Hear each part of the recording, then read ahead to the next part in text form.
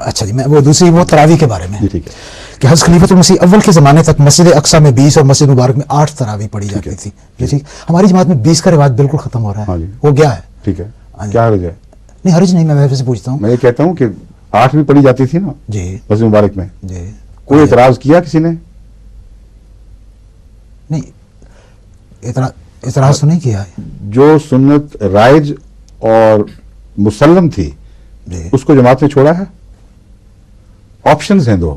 ہاں جی، 2 آپشن ہے نا. یہ اور بات ہے، اور یہ کہنا ہاں جی، کہ پرانے رواجات کو ختم کر کے نئے رواجات جاری کر دیے، بالکل اور بات ہے. نہیں میں نے نہیں کہا، یہ ایسے نہیں کہا بالکل. آپ نے بالکل یہی کہا ہے. سن لیجیے غور سے.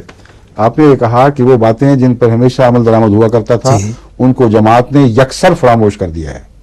ہاں جی، یہ بات 2 طرح سے غلط ہے. ہاں جی اول یہ کہ 8 کی روایت اسی میں موجود ہے، اور جماعت باقاعدگی سے 8 یا 10 اور 1 جی یہ رکعتیں تراویح میں پڑتی ہے، 11. سمجھیں؟ جی اور دوسرے یہ کہ نوافل میں 20 پڑھنے والے بھی جماعت میں موجود ہیں. میرے علم میں ہے، یہ غلط بات ہے یہ کہہ دینا ایک سویپنگ سٹیٹمنٹ کے ذریعے کہ ان روایات کا یکسر نشان مٹ گیا ہے. ربوہ میں موجود ہیں ابھی بھی، جن کو میں ذاتی طور پر جانتا ہوں کہ وہ 20 نوافل کی پابندی کرتے ہیں، جبکہ آن حضرت صلی اللہ علیہ وآلہ وسلم سے 20 نوافل کی پابندی ثابت نہیں ہے. اس لیے یہ ضروری مسئلہ ہے کہ حضرت رسول اللہ صلی اللہ علیہ وآلہ وسلم کے متعلق یہ حدیثیں، مستند حدیثیں بھی ملتی ہیں کہ آپ نے 8 رکعتیں نوافل کی، 2 وطر کے پہلے حصے کی اور 11 اس کو وطر بنانے کے لیے پڑھی، اور آپ یہ پڑھا کرتے تھے. اس سے میرا استنباط یہ ہے کہ یہ دوام ہے، اور وہ استثنائی باتیں ہوں گی یا پہلے کی باتیں ہوں گی. کیونکہ حضرت صلی اللہ علیہ وآلہ وسلم کا یہ طریق تھا کہ جس نیکی کو ایک دفعہ سنت کے طور پر اپنا لیتے تھے اس کو پھر آخری وقت تک جاری رکھتے تھے. اس لیے 20 والی بات یا مشکوک ہے کہ آپ نے 20 لوگوں کے سامنے پڑھی ہیں، یا ابتدائی دور میں اس وقت تھی جب کہ قرآن کریم نے آپ کو اپنی نمازوں کو نرم کرنے کی تلقین ابھی نہیں فرمائی تھی. اس میں اگر نرمی اختیار کی گئی ہے تو قرآن کریم کی اس حکم کے تابع ہے کہ تیرے ساتھ اور بھی لوگ پڑھتے ہیں اور اپنے اوپر اتنی مشقت نہ عائد کر. تو قرآن کے اس حکم کے تابع لازماً ہم آن حضرت صلی اللہ علیہ وسلم کی سنت کو 2 حصوں میں بانٹ سکتے ہیں. قطعی شہادت ہے. ایک وہ جب کہ راتوں کو اکثر راتیں اٹھ کر گزارتے تھے، جاگ کر گزارتے تھے، کھڑے ہو کر گزارتے تھے، اور صحابہ بھی بعض دفعہ آپ کے ساتھ اٹھتے تھے. پھر وہ کہ دن بھی آگے پیچھے ہوتے ہیں، لمبے چھوٹے لوگوں نے کام کرنے ہوتے ہیں، بہت سے مشاغل ہیں، اور یہ تکلیف مالا یطاق ہو جائے گی، اس کو نرم کر دے. لازماً اس کے بعد نرم کیا ہوگا.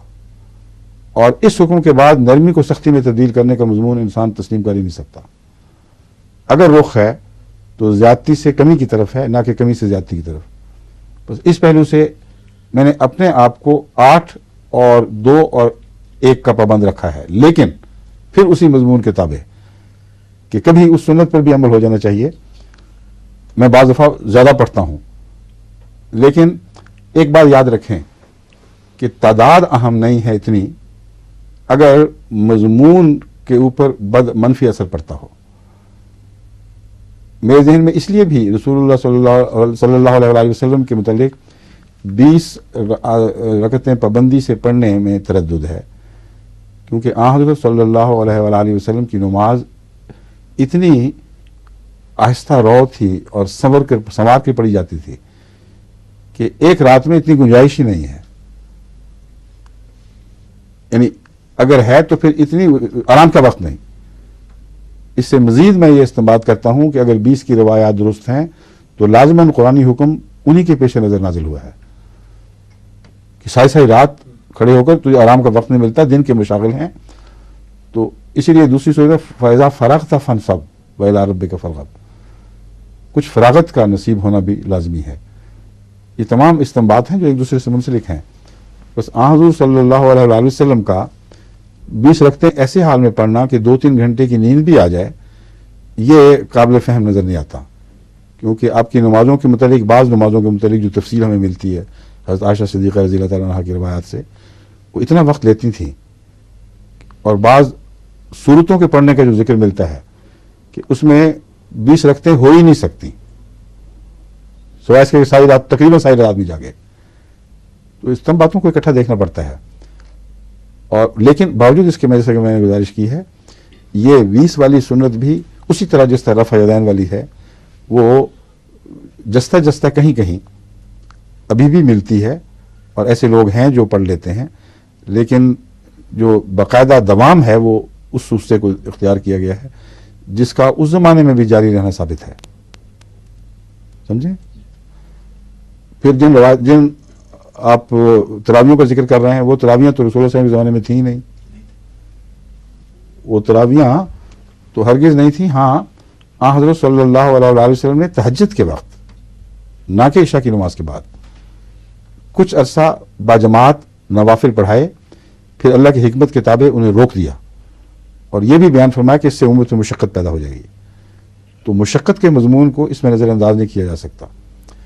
اور تراویح تو حضرت عمر رضی اللہ تعالیٰ عنہ کے زمانے میں اس وقت رائج ہوئی جب مزدوروں کی تھکن اور سارا دن کی مشقت کے پیش نظر پہلے وقت میں سہولت دے دی گئی.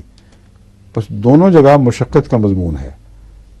تہجد کے وقت آپ نے تراویح باقاعدہ پڑھانا اس لیے چھوڑ دی کہ آئندہ یہ امت کے لیے مشقت کا موجب بن جائے گا، یا میرے ساتھی بھی پھر ہمیشہ میرے پیچھے آئیں گے. اور آپ کی نمازیں چونکہ زیادہ لمبی تھی، اس لیے نوافل میں مشقت کا کوئی تصور نہیں ہونا چاہیے جو امام کی وجہ سے دوسروں پر پڑے. یہ جو مضمون ہے یہ بھی ایک اہم مضمون ہے. حضرت مولوی شیر علی صاحب کی نمازوں میں میں نے یہ سمجھا، اس وقت سے میں سمجھتا تھا کہ آپ کی یہ طرز ہے. اکیلی نماز اتنی لمبی پڑھتے تھے کہ بعض دفعہ ان کی ایک رکعت میں ہماری ساری سنتیں وغیرہ ختم ہو کر ہم رخصت ہو جایا کرتے تھے مسجد سے، اور وہ اسی ایک رکعت میں کھڑے ہوتے تھے. اور جب نماز پڑھاتے تھے تو نہایت ہلکی خفیف نماز، جو حضرت مولوی سرور صاحب کی نماز سے بالکل برعکس تھی. تو جب مولوی صاحب کی نماز آتی تھی تو لوگ کہتے تھے کہ ہلکی نماز ہوگی آج. تو یہ وہ مضمون ہے جو آپ کے دل میں گہرائی تک سرایت کیا ہوا تھا کہ امام کو یہ لیے مناسب نہیں کہ اپنی نیکی کو دوسروں کی مشقت میں تبدیل کر دے، اتنا ہی ہاتھ رکھے جتنا سہل ہو.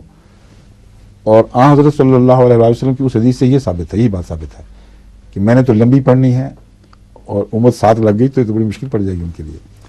حضرت عمر نے اسی مشقت کے اصل کو پیش نظر رکھتے ہوئے فرمایا کہ جو لوگ صبح نہیں اٹھ سکتے ان کے لیے دو میں سے ایک اختیار ہے. یا تو وہ سوئے رہ جائیں گے، کچھ بھی نہیں پڑھیں گے، صرف صبح کی نماز پڑھ سکیں گے، یا کھانے کے لیے وقت ملے گا تھوڑا سا، یا پھر وہ تبرکن پہلے شامل ہو جائے کریں. تو تراویح کا پہلے پڑھنا یہ ایک اپنی ذات میں ایک نفل در نفل ہے. اور وہاں مسجد اقصیٰ میں 20 اور مسجد مبارک میں 8 میں ایک اور بات بھی پتہ چلتی ہے. یہ پتہ نہیں کیوں شروع سے ہی وہاں کی روایت تھی کہ مسجد اقصیٰ میں چھوٹی نماز ہوا کرتی تھی، جو امام مقرر ہوتے تھے وہ جلدی نماز پڑھا کرتے تھے، اور مسجد مبارک میں نسبتاً زیادہ تحمل سے. اور وہاں کی جو تراویحاں ہوتی تھیں مجھے آج تک یاد ہے، ہمارے گھر کانوں تک آواز آیا کرتی تھی. تراویحاں بھی فٹافٹ چل رہی ہوتی تھی. وہ تراویحاں 20 پوری کرنے کی خاطر لوگوں نے جانا بھی ہے، کھانا بھی کھانا ہے، رفتار تیز کر دیا کرتے تھے. اس لیے ان دونوں میں سے مجھے ابھی بھی اگر دوبارہ اختیار ملے میں اس سے واپس جاؤں، میں مسجد مبارک کی 8 پسند کروں گا بنسبت مسجد اقصیٰ کی 20 کے. ٹھیک ہے.